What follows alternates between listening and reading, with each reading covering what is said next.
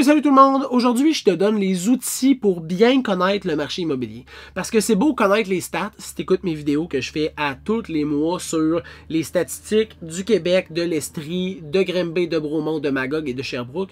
Mais comment les interpréter, c'est pas toujours super simple.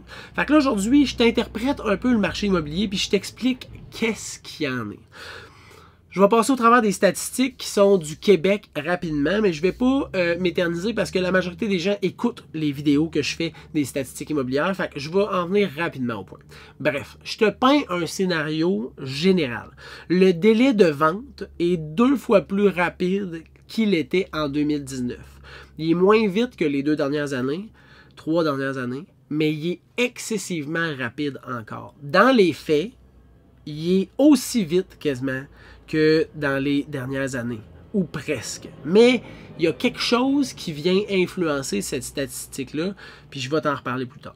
Au niveau du nombre d'inscriptions en vigueur, ça veut dire tous les condos, les unifamiliales, les jumelés, les maisons de ville qui sont mis sur le marché, c'est en augmentation. Il y a énormément d'offres présentement sur le marché.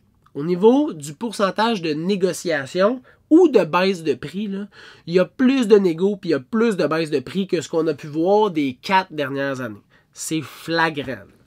Au niveau du prix de vente, il est plus élevé que les dernières années. À vrai dire, il n'y a pas cessé d'avoir croissance depuis le début de la COVID.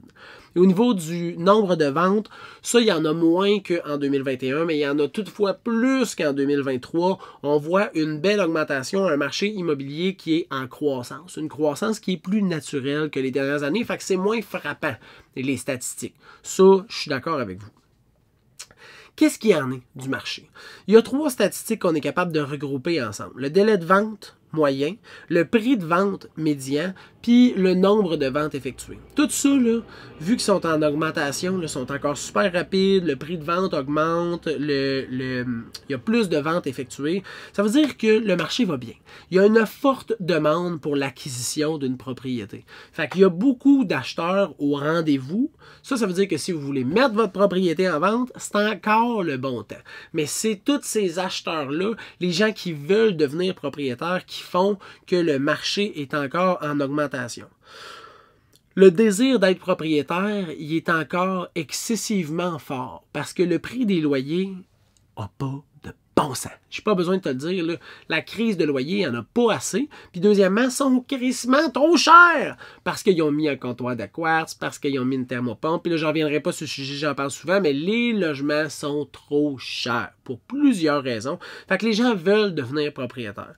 Puis le nombre de propriétés disponibles versus le nombre d'acheteurs potentiels est vraiment pas équilibré, ce qui fait que la demande est plus forte que l'offre. Puis quand l'offre et la demande est un peu débalancée, ben, ou bien les prix baissent, ou bien les prix montent. Puis là, présentement, je te confirme, les prix montent.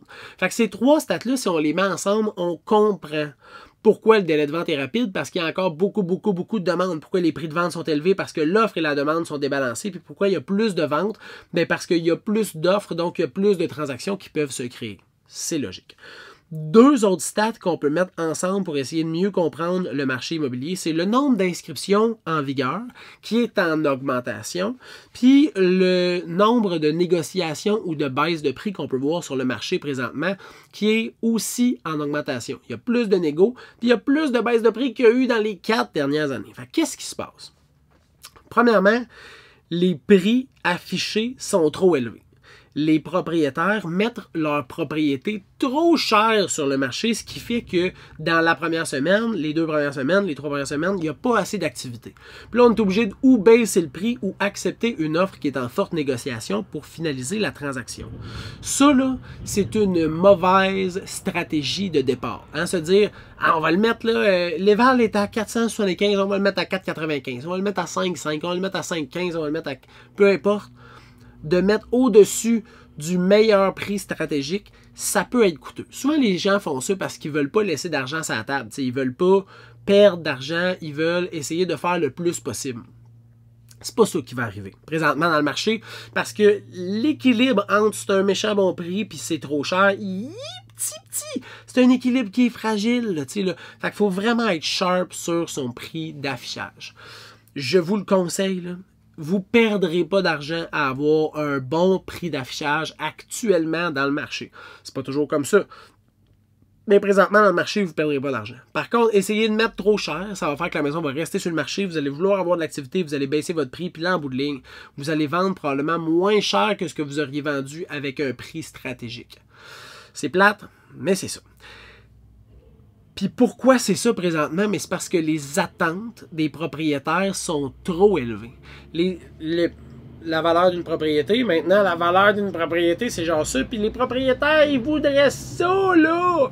Mais ça, là, c'est des attentes qui sont trop élevées. Puis là, si tu ne peux pas te permettre en dessous d'un tel prix, parce que tu as acheté il y a 1 an, 2 ans, tu as mis des investissements, puis le marché n'a pas augmenté comme tu pensais, je comprends. C'est plate. Mais je comprends. Si tu as acheté ta maison en 1980 puis qu'elle est rendue claire à toi, puis tu veux ça, là, même si elle vaut ça, ça, c'est un « je veux pas ». Puis ça, je comprends, mais je trouve pas ça logique. Les maisons ont pris énormément de valeur, mais il faut rester objectif, puis il faut rester réaliste. Hein? L'analyse déficiente de la valeur des propriétés des acheteurs par eux-mêmes, c'est présentement ce qui fait qu'il y a plus d'inscriptions en vigueur. C'est pas qu'il y a full de vendeurs qui ont listé leur maison en même temps sur le marché, c'est qu'il y a des marchés qui restent, des maisons qui restent sur le marché bien trop longtemps. Pourquoi? Parce qu'ils sont pas au bon prix. Fait que ça, c'est quelque chose qui est super important. Puis là, vous irez voir dans certaines de mes vidéos où je parle de la juste valeur marchande, là, mais le plus grand conseil que je peux vous donner, là, mettez votre propriété à la juste valeur marchande affichée.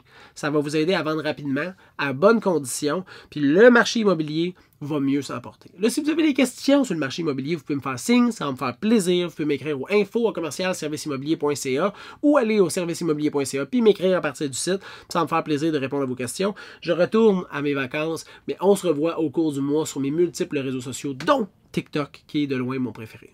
Bonne fin de journée!